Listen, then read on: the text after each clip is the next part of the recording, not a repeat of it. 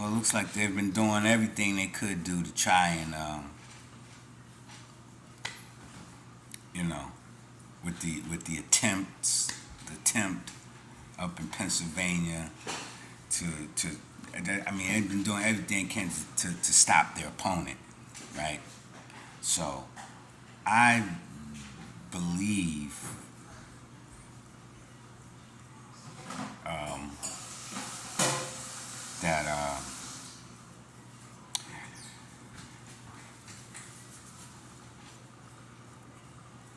they're afraid that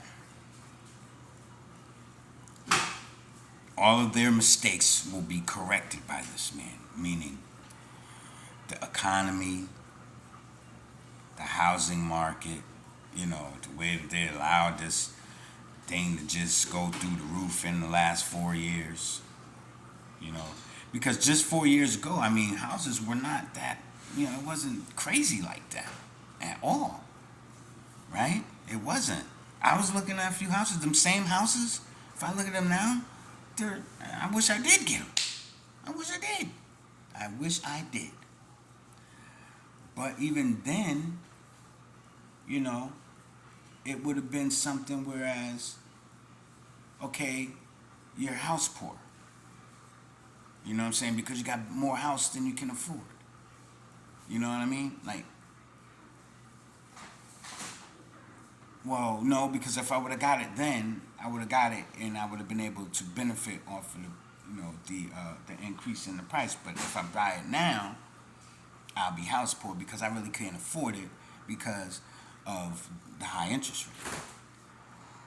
And that means, well, then you got to buy something smaller. But that doesn't suit, the house I'm looking at. I'm talking about the house I was looking at, thinking about getting. I never pulled the trigger on, but I was working with a real estate to try to, do a purchase. And at the time, I was doing my business, so with the trucking. So I mean, I could have did it had I focused and did it and pulled the trigger on it. But kind of was doing so much. I just didn't really take the time, and I would have never thought that things were going to just, they did say the prices were going to go up in this area, but I didn't know that the whole entire country was going to do what it did. I mean, I knew this is a nice area, so I'm like, yeah, I do want to buy in this area, but now it's like it is way too affordable to purchase a home in this area. So, and then the current rent that we're paying right now. They just try to go up on me. They just try to go up on me. I'm like, oh no no no no no no no. We're not no no no no. So, um, but either way, so we're locked into the lease with the same renewed the lease, and it's the same as it has been. So they didn't go up, but they wanted to go up. But it's another $400 or something. I'm like, oh. So I just quickly signed the lease to keep it to where it was at. But it's just one of these you know,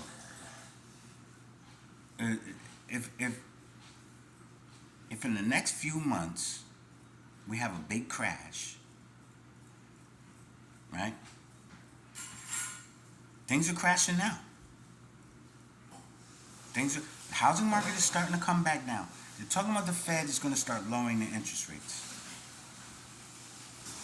The housing market is starting to come down a little.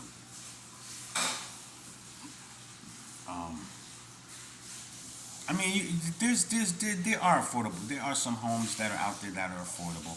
You have to, do some really research and try to find them. They may be fixer-uppers, they may be tax liens. There's dozens of foreclosures starting to pop up all over the place. So,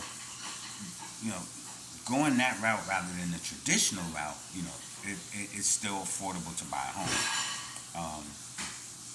I understand they passed the bill to give immigrants or illegal aliens like $150,000 towards a home. And I'm like, wow, I mean, what about the people that live here, the citizens that are here, right? rather than trying to send people who have already broke the law to come into this country, reward them with a home, right? Or sending them into our communities to exhaust whatever resources that are there, and they're not even making that available to the residents. Like, there's just that whole discussion. I think that's crazy. Um, the reparation bill that they were talking about for out there in California for descendants of slaves, they just voted to pull the plug on it just the other day, and your candidate for your Democratic candidate is Kamala Harris. She was a governor or whatever. Um, California. She was supposed to have been the spokesperson for the reparation movement, right? The black, the what they call that, the some council, the Black Council, or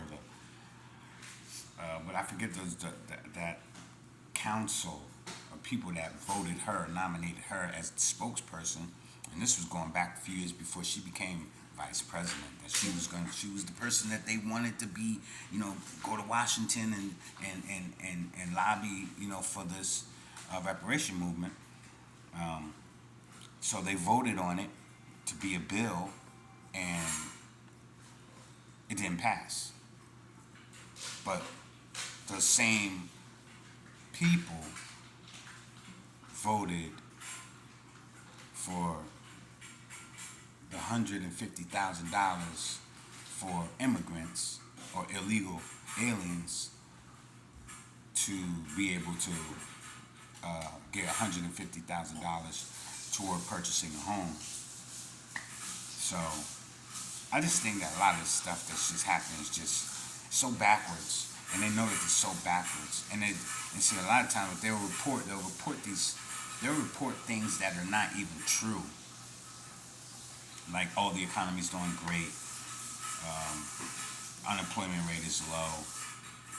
When in fact, the economy sucks, unemployment rate is through the roof, homelessness is at an all-time high, and it didn't just happen. That's been on the horizon or on the forefront for years now, and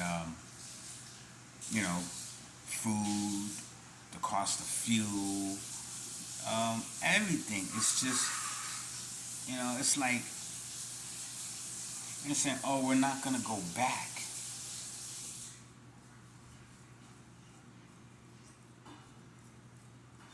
Back to when things were good.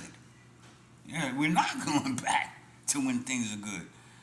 That's what they talking about. Oh, we ain't going back. No, you don't want us to go back to things being good. You want us to go further into a hole. You got more and more and more laws being passed to try and take away people's rights. If you're trying to farm your own food and do stuff like, or make it, Now, I don't want this video to be taken down. Be careful about some of the things that I'm saying, because that's how they weaponize and they work, right? That's how it is. But, there's things that we discuss and we pay close attention to, right? This complex where I live at, right? There's a group of guys, right, working for a company. You get these guys, they travel all across the country and stuff. They're traveling contractors, right? They're traveling.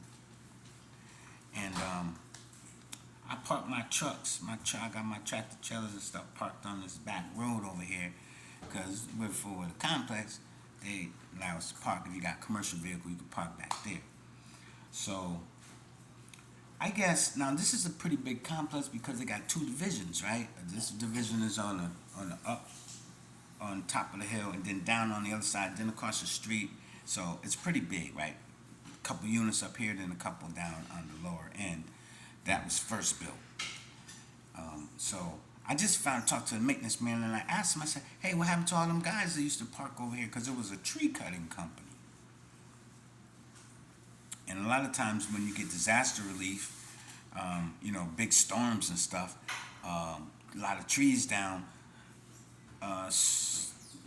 Usually there's companies that will come, from neighboring cities or neighboring states to come into the state, just like if it was like I said, disaster relief, and they would send 10, 20, trucks and stuff like that with, whatever.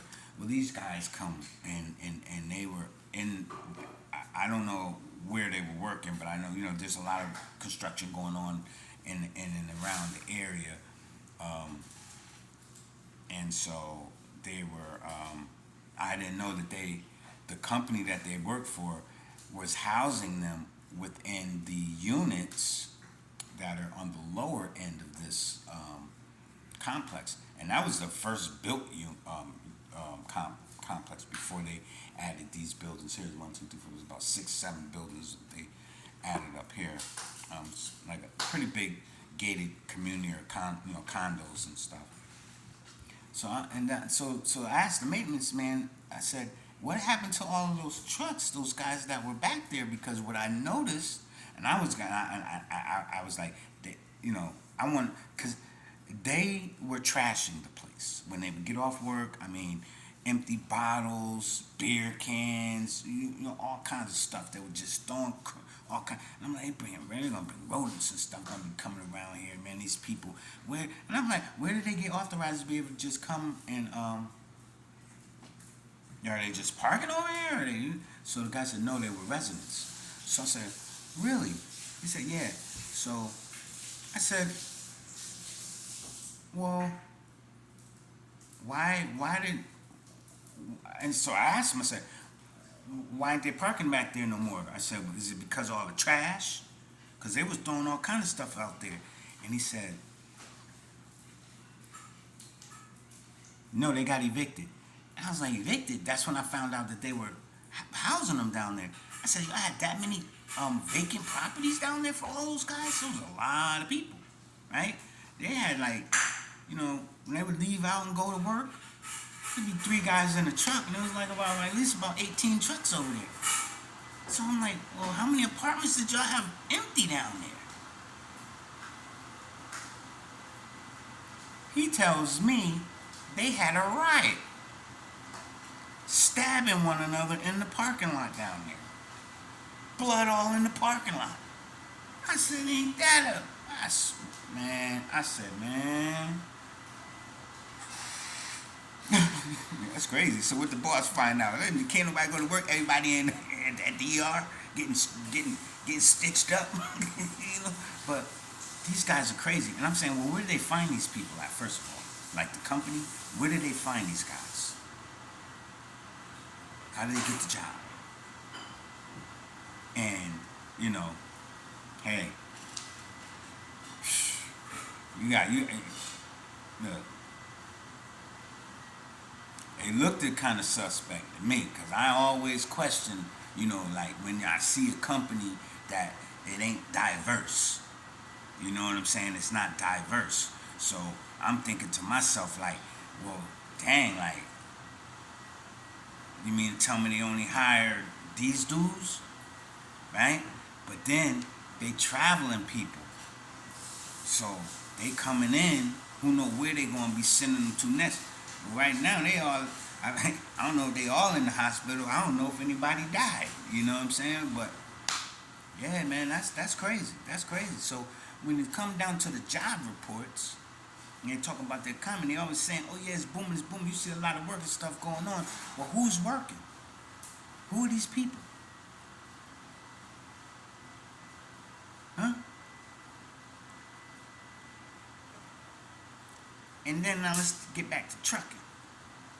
So they talk about some truck drivers coming into the country, but they never leave, right? Because, like, if I go into Canada, if I work for a company, and there's some companies say, oh, well, can you go in and out of Canada? Yeah. Imagine me going up there but never coming back, just staying in Canada. Like, I don't know how that works. Or even if I go to Mexico and I go down there, stay down there, and never come back. So, you know, or if the price is good, I might do that. I probably do that. So if they come over here and they're getting good prices, or, you know, who knows? They just come here and they're here now. They're like, man, we ain't going back.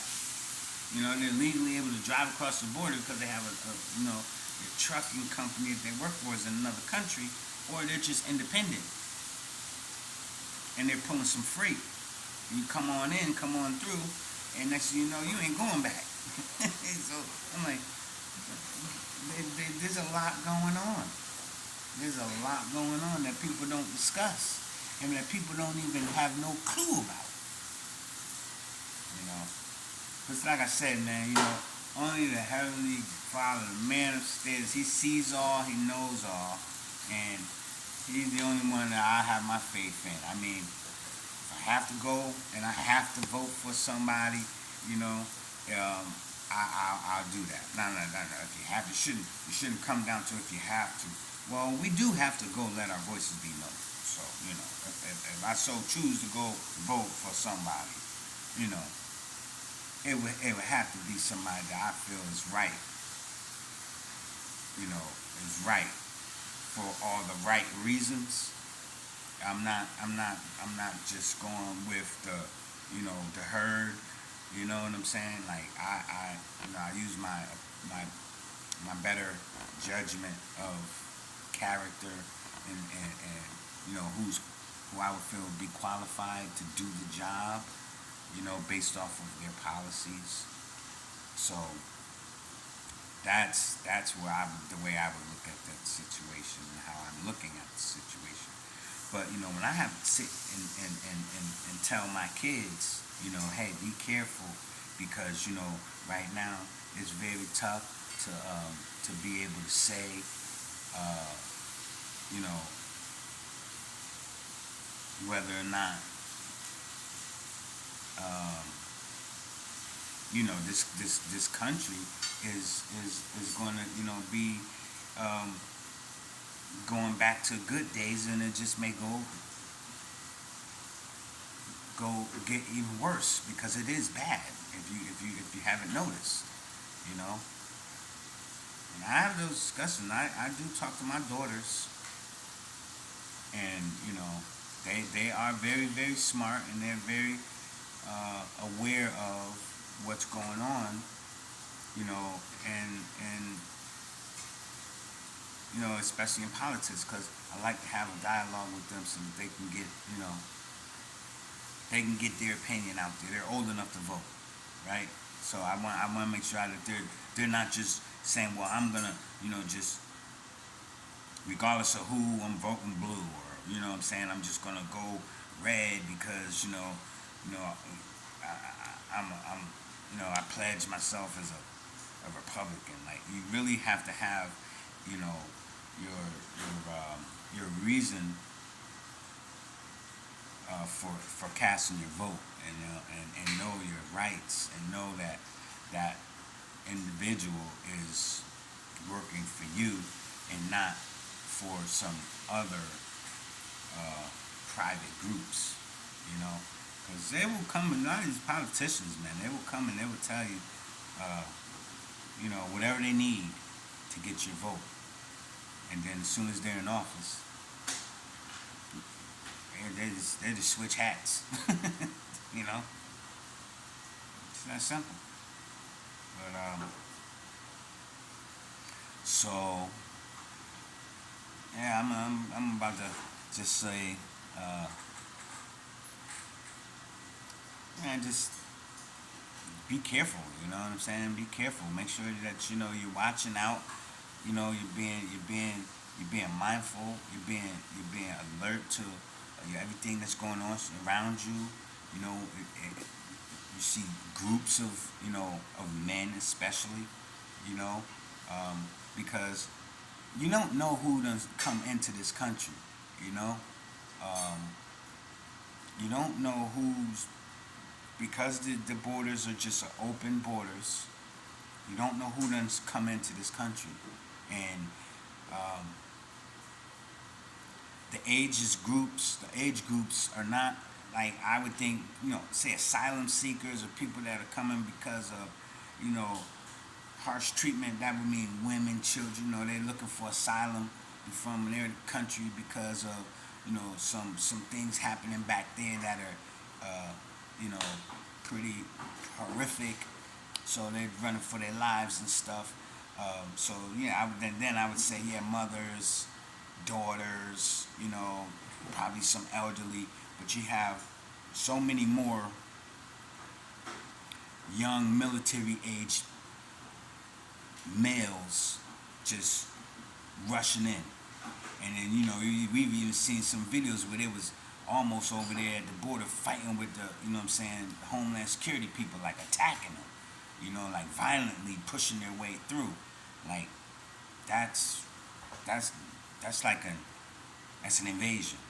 That's what that was, And while we were being invaded, I don't know what happened to this administration. Why they didn't, the current administration. I don't know why they didn't send the National Guard down there, and really, you know, um,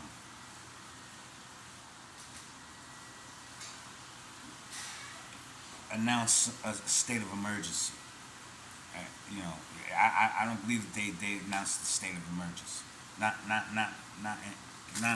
nothing like what they should have done, because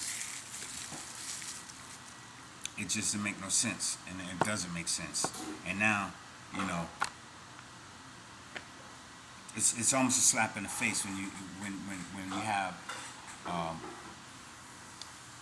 housing going up on you to where people can't afford it, they being evicted, people getting uh, uh, uh, uh, uh, uh, foreclosed on their houses.